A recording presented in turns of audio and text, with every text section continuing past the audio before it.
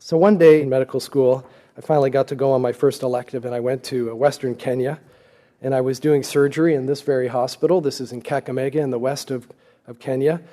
Totally fascinating to be there. I was learning lots. It was a quiet, sort of rural place with peaceful people, not too much going on, and I was doing surgery, and that meant I was memorizing anatomy and learning my knots, and I was assisting in the OR, and I was doing Western medical protocols to get it all right. You know, I was 22, and the thing was I had crossed the world to have this experience, and somehow I wasn't fully realizing my dream. I was doing Western medicine. What I really wanted was I wanted to see with my own eyes what I had been hearing about, what I'd been seeing on TV. I was trying to make sense of it, all the wars and everything that was going on, and I wanted to see what happened to people who got caught up in war and poverty. So when I was there in Kenya working with the surgeon, one day I just left. I went AWOL, and I went west, and I hitchhiked to the border in Uganda, and I walked around, and I was looking for the border official. I kept looking, but there was nobody there. There was nothing working. Nothing was operating at all in this country. And the border was open. It was deserted. And I just walked right into a foreign country. I ended up at a little rickety shack just in the middle of nowhere on a road towards the capital, Kampala. And in came a Toyota Land Cruiser. Big dusty car came in with a big flag on it with a symbol of this group I had vaguely heard of called Médecins Sans Frontières, or Doctors Without Borders. And a bunch of guys just came out of the car, one woman, and they sat down and they waved me over to come and sit with them. Now, these doctors didn't look like any doctors I knew back home. They'd been working really hard way up in the north of the country in a place called Soroti, where some armed conflict was making things rather difficult for all the mothers and children. And so there they were. I mean, how can I say this? Obviously, they were exhausted from their work and the long drive they had from way up north, and now they were in town, going back to the capital, and they were going to have a little bit of R&R. And so they had their shirts off, and they were having a beverage or two, and they were having quite a great time. And I noticed the poor restaurant owner, he was watching these guys, just hoping these party animals wouldn't destroy his little rickety shack.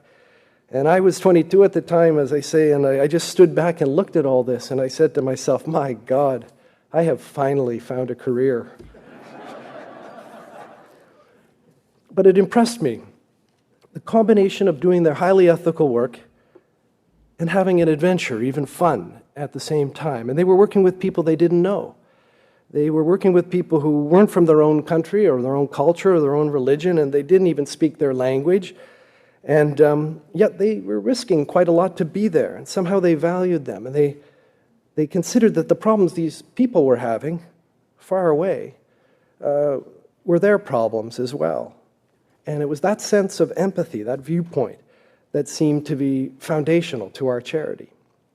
So right away I started telling anybody who would listen about Doctors Without Borders, and a lot of people joined us, and before long I was leading a small group of international health types who were trying to bring a chapter of Doctors Without Borders right here to Canada and beyond, and there was great enthusiasm, and we dropped everything we were doing to build this important movement. And the only problem was at the time that, believe it or not, the European chapters, well, they weren't that crazy about MSF coming across the ocean.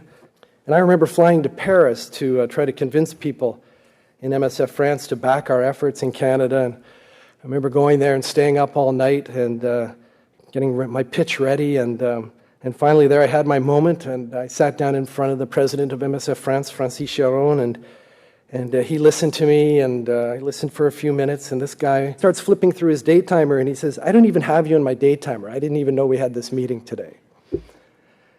And I was crushed.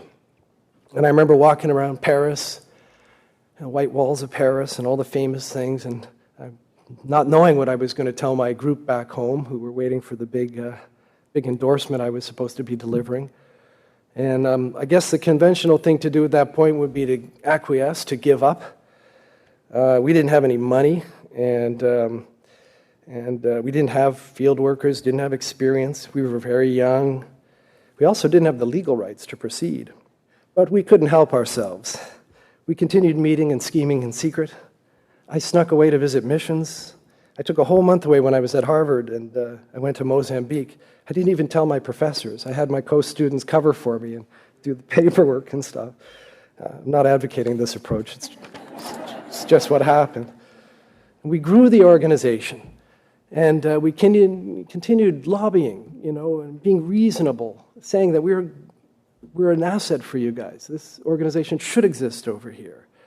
And we were patient, and we kept sending volunteers overseas through the Dutch, and we raised money and awareness, and we created this engine that just grew it and grew it and grew it, and MSF became bigger in Canada, bigger and bigger, and then it became hard to ignore. And then one day in France, there was new leadership, and they go, yeah, that's a good idea.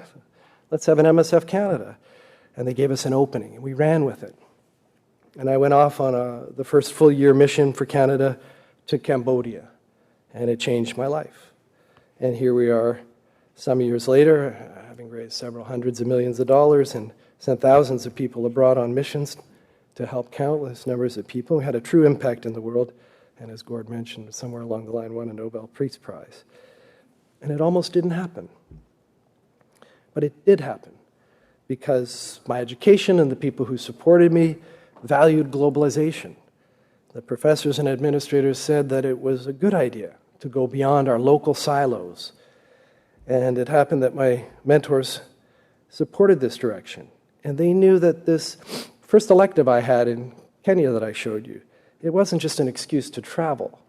They knew that the community we're all increasingly becoming part of is a worldwide one.